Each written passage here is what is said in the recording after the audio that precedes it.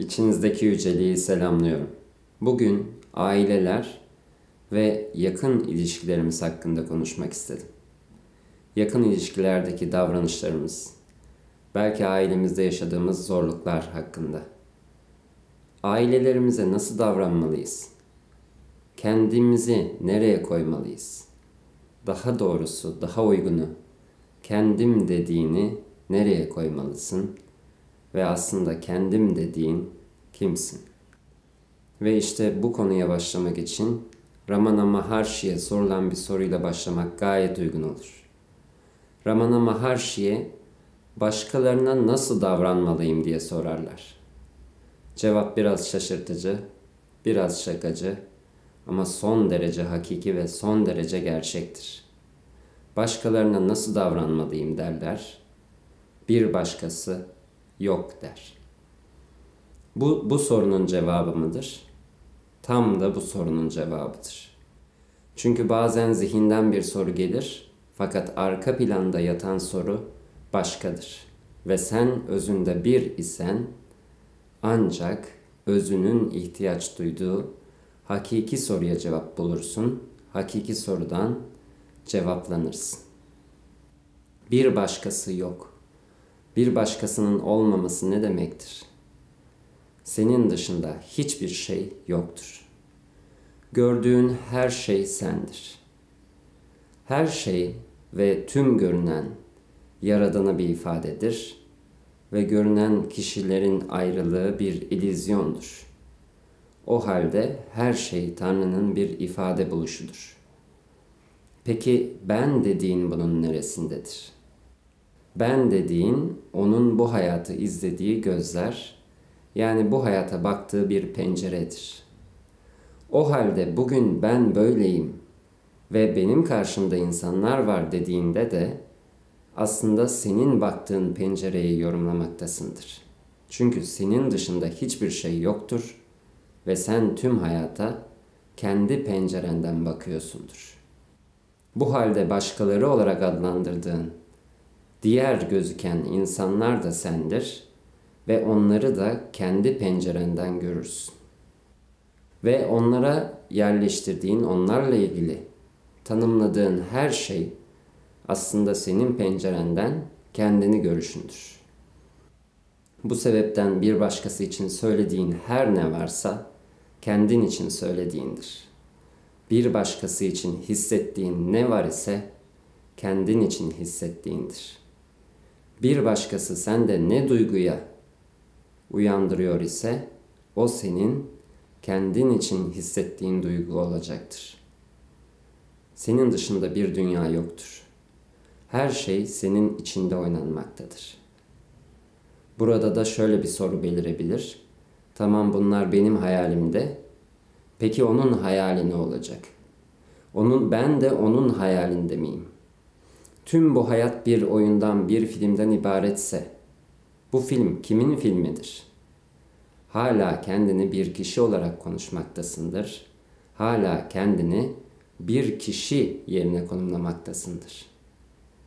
Bugün ben dediğin de senin hayalindedir. Benim dışında bir başkası dediğin de senin hayalindedir. İşte bu idrak ile hayatı gözlemler isen, o halde hayattaki taraflar kaybolur. Hayattaki tanımlar kaybolur. Çünkü artık bir ben, bir başkası kaybolur. Her şey senin içinde oynanan bir filmdir. Ve sen hangi pencereden baktığına göre bu hayat şekillenecektir. Eğer ben buyum, ben bu bedenim, ben bu kişiyim der isen ve sadece bu pencereden bakar isen ve bu pencereden baktığında gördüğün şeyleri olanı olduğu gibi görmek yerine tanımlarla, geçmişte edinilmiş bilgilerle anlamlandırmaya çalışırsan, o zaman yaptığın şey yine kendine sınır koymaktır. Senin dışında hiçbir şey yoktur. Her şey o birin içinde var olur. Her şey senin bu bedene sığmayan yüce, engin zekanın içinde var olur. Ve sen pencereni ne kadar büyütürsen, yani kendini bir bedenle, bir kişiyle sınırlı hissetmeyi bırakıp, hakikatinden, özünden bakar isen, her şeyin zaten bir olduğunu görürsün. Bu hayatta başkaları olarak algıladığın aslında senin uzantılarındır. Senin yansımalarındır. Seni sana yansıtan aynalardır. Ve hepsi senin kim olduğunu hatırlamana hizmet eder. Çünkü bu oyunu oynama amacın budur. Bu soruya yanıt aramaktır. Zaten olduğunu unutmuş gibi yapıp tekrar hatırlamayı oynamaktasındır. Cevap aradığın soru budur. Ben kimim? Ve işte senin dış dünya olarak algıladığın ve başkaları olarak algıladığın herkes ve hatta her şey sana seni gösterir, seni hatırlatır. Bazen derinlerde sakladığın bir duygu olur. O sen olmadığındır ve bunun sana dışarıdan yansıması gerekir. Ki kendinden özgürleştirebil diye sana hizmet eder. İşte aile burada çok değerlidir. Çünkü en çok sana seni yansıtandır. Belki işe gittiğinde, belki az gördüğün bir insan da sana seni yansıtır ve onu eve geldiğinde unutabilirsin. Ya da onu terk edebilirsin. Ya da kaçabilirsin. Bu ben değilim deyip kaçabilirsin. Benimle hiçbir ilgisi yok deyip kaçabilirsin. Ama aile bağları öyle güçlüdür ki kaçınılamaz olandır ve elbet sana senin kendi içinde sakladığını gösterecektir. Fakat onu da bir başkası olarak görür isen o halde bu illüzyonu sürdürürsün. Ben anlıyorum fakat o anlamıyor diyorsan hala kendinin anlamadığını düşünüyorsundur. Keşke benim bakabildiğim pencereden bakabilse diyorsan, belki de özün sana diyordur ki, benim bakabildiğim pencereden bakabilsen. Her şey senin özünle zihnin arasında akan bir diyalogtur. Zihin de o özün içinde var olmuştur ve her şey zihni kaynağına çekmek. O özde eritmek ve senin hakiki doğanı hatırlaman içindir. Ve bunu gerçek anlamda idrak edersen, bugün en zorlandığın ilişkilerin, belki de en dayanamadığın ilişkilerin sana en büyük hizmeti yapan olduğunu görürsün. En sevmediğim dediğin kişilerin en sevdiklerin olduğunu görürsün. Beni hiç sevmiyor dediğinin özünde seni sevdiği için böyle yaptığını görürsün. Bu hayat bir görüntüden, bir filmden ibarettir. Bu hayattaki davranışlar da öyledir. Görünende birisi sana belki işkence yapıyor gibi görünebilir. Belki sana acı çektiriyor gibi görünebilir. Belki sana yalan söylüyor gibi görünebilir. Fakat görünmeyen de onun sana hizmeti her şeyden ve herkesten daha fazlasıdır. Çünkü sana senin kendi içinde sakladığın, olmadığın şeyi yansıtmakta ve bunu senin kendi içinde çözümlemeni, arındırmanı ve kendini bundan özgürleştirmeni istemektedir. O da zaten sendir. Çünkü sen bunu istemektesindir. Bazen kendi içindeki sevgiye uyanırsın. Kendi içindeki sonsuz neşeye, huzura uyanırsın. Fakat ailende bunun tam tersi davranışlar bir anda belirebilir. Bunun sebebi hala zihnin bu oyunu sürdürmek için dışında görünen de senin hala içinde olanı yansıtmaktadır. Bu bir oyundur, eğlenceli bir oyundur. Sana emin misin demektedir.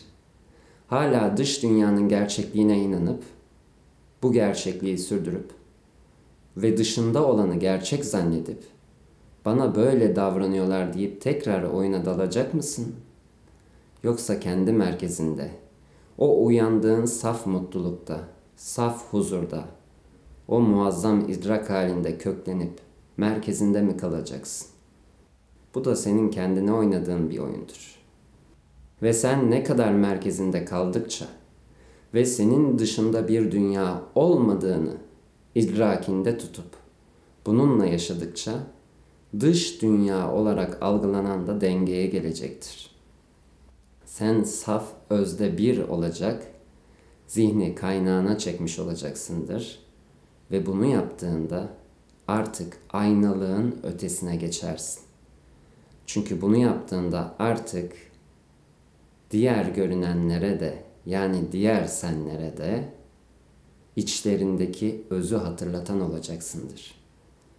İçlerindeki ışığı hatırlatan olacaksındır. İçlerindeki sevgiyi hatırlatan olacaksındır. İçlerindeki Tanrı'yı hatırlatan olacaksındır. Çünkü zaten her şey Tanrı'dır ve tüm oyun bu hatırlama oyunudur. Ve sen kendi içindeki sevgide merkezlendiğinde ve tüm bu hayatın film olduğunda, gerçek anlamda köklendiğinde artık tanımların ötesine geçersin. Artık pencerenin ötesine geçersin. Artık bambaşka bir yerden görürsün. Çünkü artık bir taraf yoktur. Gözlemlemek dediğin bir tarafa oturup sadece bir kişi olarak gözlemlemek değildir.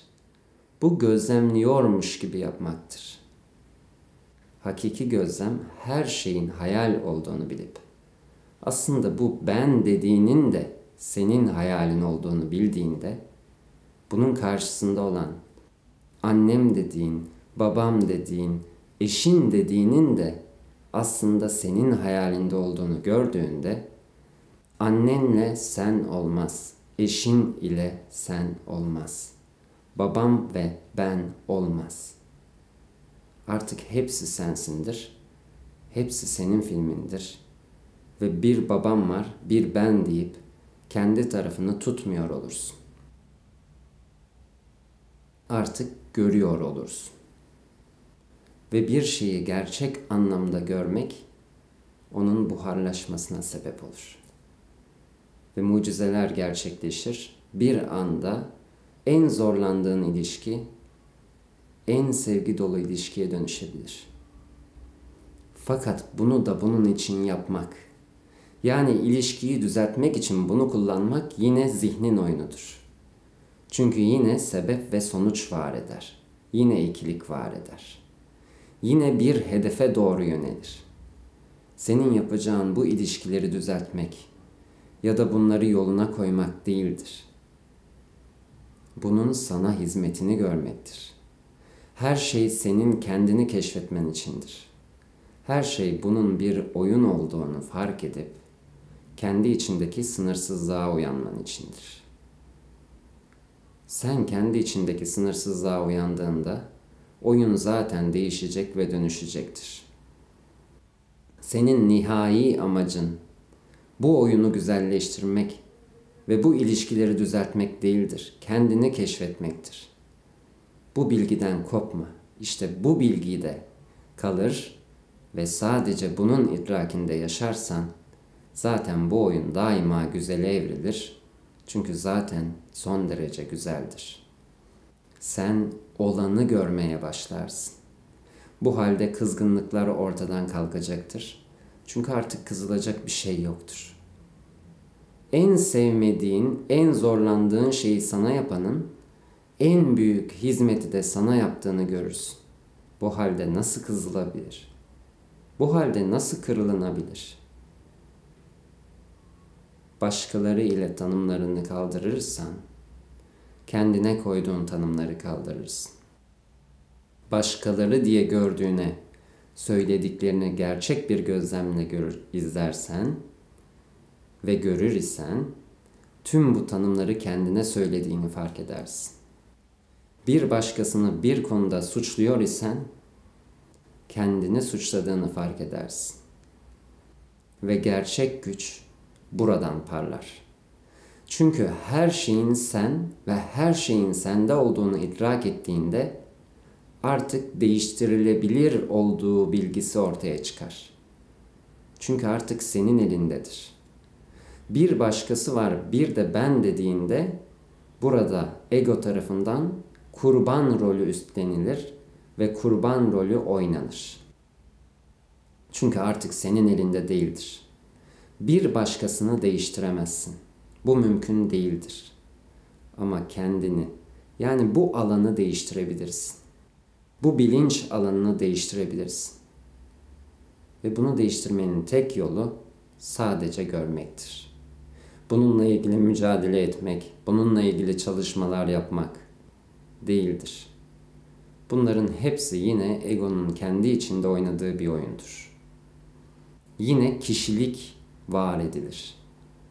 Ve bu halde evet ben her şeyi anlıyorum, herkes ben dediğinde bunu bir kişi tarafından söylersen, yani hala kendini kişi zannederek, bir kimliğe bürünerek söylersen, artık yine burada ortaya o kişinin illüzyonu çıkacaktır.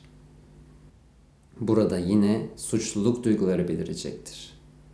Diyeceksindir ki anladım, o da benim. Ve bu halden kendini suçlamaya yönelebilir. Bu yine oyunu, illüzyonu daha derinlere itecektir. Suçlanacak hiçbir şey yoktur. Zaten dış dünya olarak algılanan da gördüğün her şeyde kendini görüp kendini kabul etmen yeterlidir. En sevmediğin davranışlar senin içinde sakladıklarındır. Onları dışında görüp kabul edebiliyorsan, yani bu halde gayet doğal, bu halde gayet güzel, kabul ediyorum dediğinde kendini kabul edersin. Ve sır budur. Tüm gizem budur. Kendini kabul etmek. Çünkü bu görünen daima geçicidir. Bu görünenin kişinin mükemmel olması gerekmemektedir. Olduğu her hali zaten son derece güzeldir. Tüm bu yaşanan zaten bu kabulü sağlayabilmek içindir. Dış dünyanı eleştirmeyi bırakırsan, her şeyi olduğu gibi kabule geçebilirsen, kendim dediğini de olduğun halinle kabule geçebilirsin. Tanım üretmeyi bırakırsan, kendini de tanımlarla sınırlamamış olursun.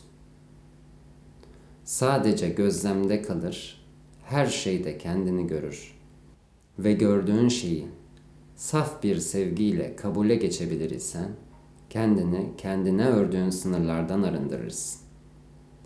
İşte o halde de kendi içindeki o sonsuz olana uyanırsın.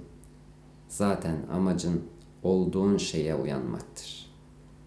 Olduğun şeyi hatırlamaktır. Bunun ötesinde de başka bir amaç yoktur.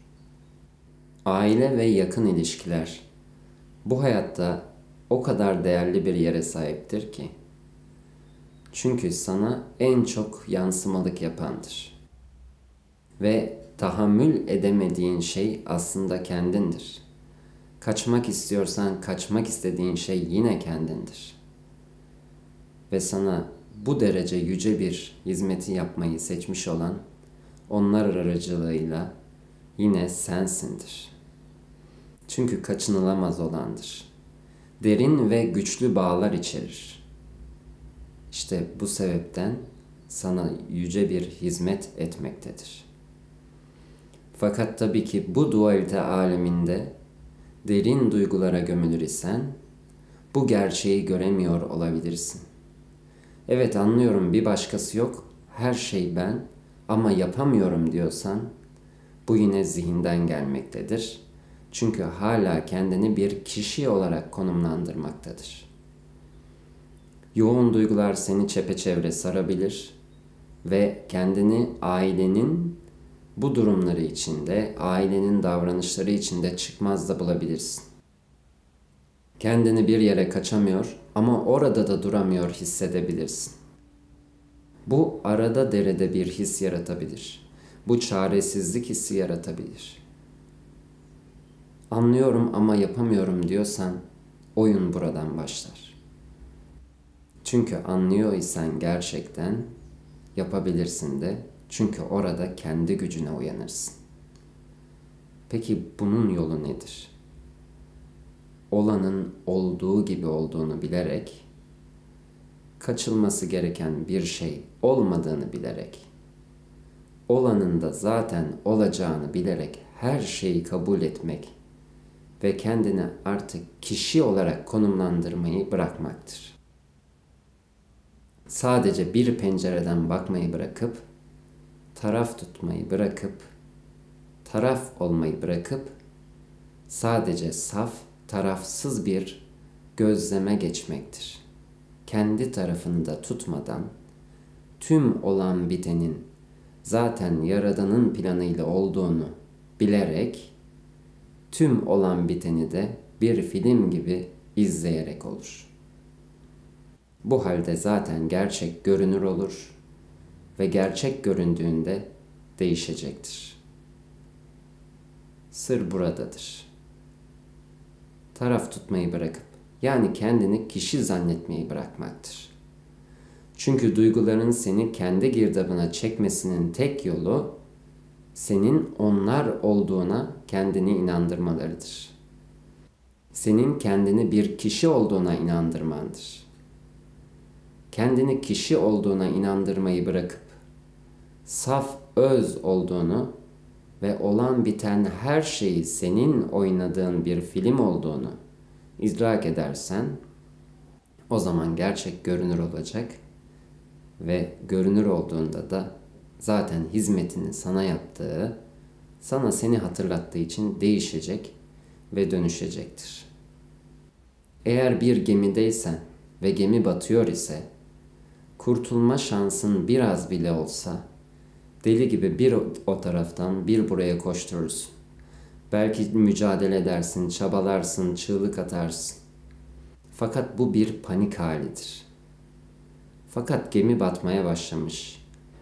Artık yapabileceğin hiçbir şey kalmamış. Ve artık bu bedenin göçüşü, yani ölümün kesinleşmişse, belki de oturup orada denize vuran ay ışığını seyredecek kadar rahat bir hale geçersin.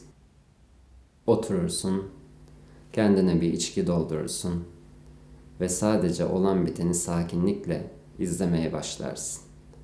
Çünkü artık yapacağın bir şey kalmamıştır. Kaçabileceğin bir şey kalmamıştır. Kaçabileceğin bir nokta kalmamıştır.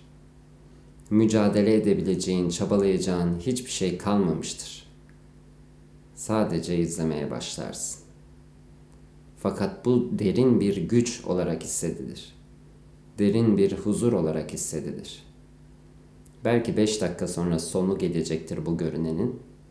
Fakat sen olan biteni aynen bir film izler gibi izleyebiliyor olursun. Belki aileler de böyledir. Bırak batıyorsa batsın. Bırak ne oluyorsa olsun. Zaten olacak olan Tanrı'nın kararıdır. Yani senin içindeki yüceliğin kararıdır. Ve zaten her şey olması gerektiği gibi olacaktır. Olanı düzeltmeye çalışmayı bırakır isen, olanı değiştirmeye çalışmayı bırakır isen, olan olacak ve zaten kendiliğinden değişecektir.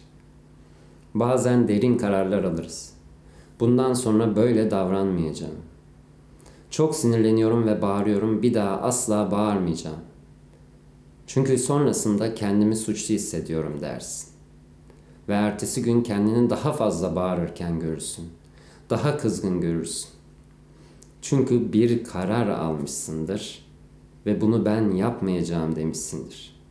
Çünkü hala kendine o halini de kabul etmiyorsundur. Herhangi yönünü kabul etmez isen o tekrar etmeye devam edecektir. Kızgın yönün de gayet güzeldir. Her şeyin yapanı zaten Tanrı'dır. Olacak olan zaten olacaktır. Olacak olanın üzerindeki tek şey senin tanımlarındır. Olacak olan olur ama senin onu tanımlayış şeklin, senin onunla ilgili hissettiğin duygular sana aittir. Olan her şey bütünün hayrınadır ve bütüne hizmet eder. Fakat burada yaşadığın duygular senindir, tanımların senindir. O halde artık kendini yargılamayı bırakıp, kendini suçlamayı bırakıp, kendini saf kabule geçmen, işte bütün bu düğümleri çözecek olan şeydir. Ben kızıyorum dediğinde, kızmayacağım dediğinde kızan yönünü suçlamış olursun. Yani o yönünü beğenmemiş olursun. Bu çocuk da böyle diyebilirsin. Kızıyor diyebilirsin. O halini kabul ettiğinde artık kızmadığını görürsün. Çünkü kabul edilmiştir. Her halinin sevilebileceği bilgisi burada, bu alanda var edilmiştir. Zaten her halin sevilmeye değerdir. Çünkü hepsi bir oyundur ve hepsi senin, saf sevgi olan senin içinde zaten o ana kaynaktan, sevgiden şekillenmiştir. Unutma hali zaten sevgi olduğunu unutma halidir.